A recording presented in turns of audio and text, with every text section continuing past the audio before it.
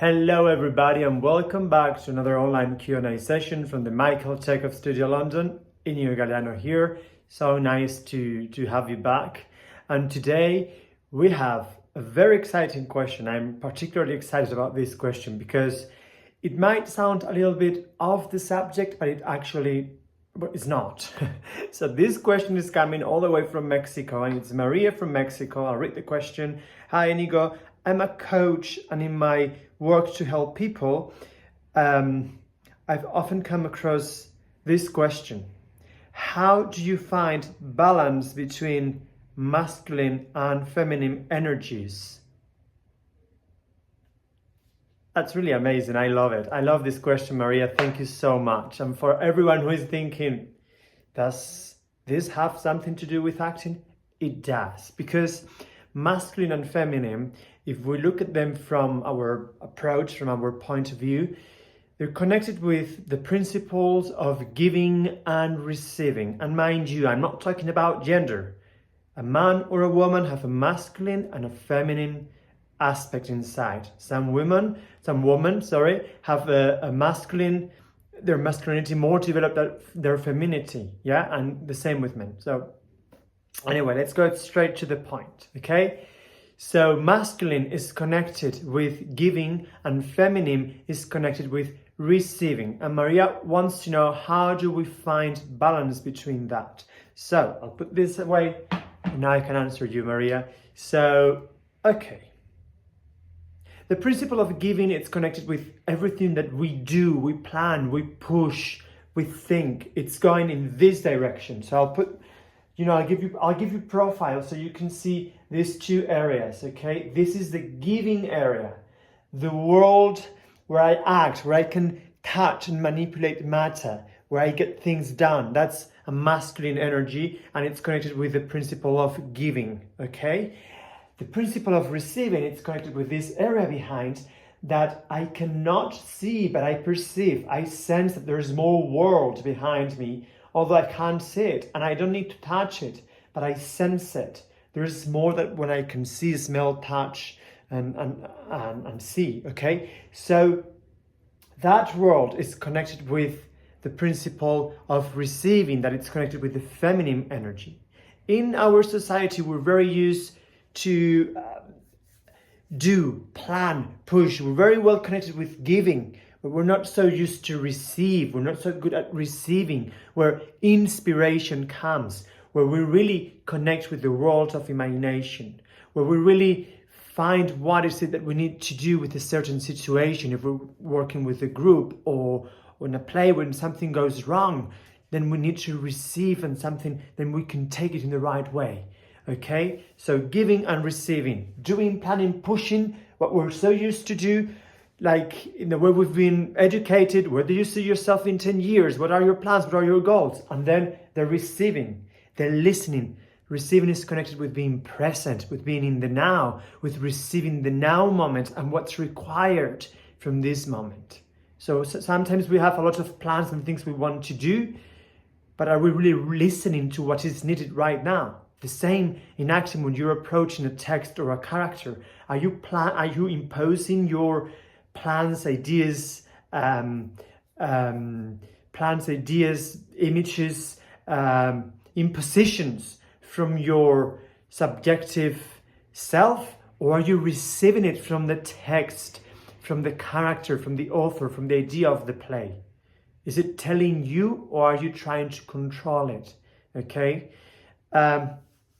Good. So how do we find balance between these two, since we're very used to do one thing, which is imposing and doing? Well, when we work in our online workshops and private sessions, we talk about three principles: giving, receiving, which I already talked about, and the changeover, which is between these two principles, okay? So just think, I'll give you a profile again. An actor needs to be used to live between these two worlds, the world of giving and the receiving. We're in between all the time, and we need to learn to navigate in both and be balanced and sovereign between the two, yeah? And how would this translate in performance? I'm not gonna go into acting, into giving, if I haven't received first from my colleague or from the world of imagination, the character. So how do we create feelings? We don't make them, we wait for them to come. We have a technique and know how to invite them in, but I gotta receive them first and then I go into giving, okay? But what's key between giving and receiving is the changeover. And I'll very quickly explain this. The changeover is this moment between giving and receiving. It's like an interval, like a little interval, like when we're breathing, I'm breathing the air in, and before it goes out, there is like a changeover to, it goes out. The changeover and all the principles are in nature all the time. When you look at the wave going on the shore, so the wave comes like this and boom, goes on the shore and it reaches its limits, and just before it comes back, it goes back. There's this moment of reach the limit and change over to, and it goes back again, and then there's another wave, it changes over to, boom, and it crashes again. You can really see this in music as well. Yeah, there is a melody, that's the changeover, and that's what the actor leaves and the audience, and we really need to enjoy that sort of void, which is very scary, but it's only in that space that we create where inspired action can come. Yeah, so I receive, it comes, so I change over into I give, and that gives us this balance between giving and receiving, because then we put the giving and the receiving in service to what we're doing, yeah, to the scene, to the play, to the character. Otherwise we're too much in giving or too much in receiving. So the changeover is great for that. There is another video coming up talking about the changeover because it really needs more attention, okay? But don't worry if this sounds a bit too much, because we do it all the time in our everyday life when we're breathing. Yeah, this is like the three elements for organic, real communication or connection.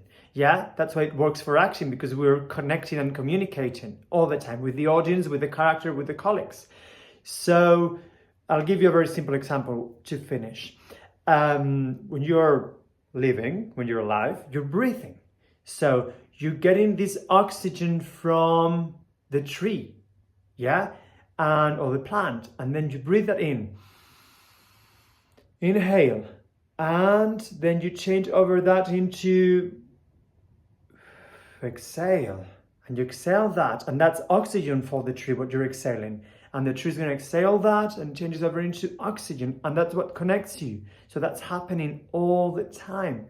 Also, when you inhale, yeah, it's in Spanish we say inspirar, and it comes from inspiration. With that inhaling, that receiving, inspiration comes.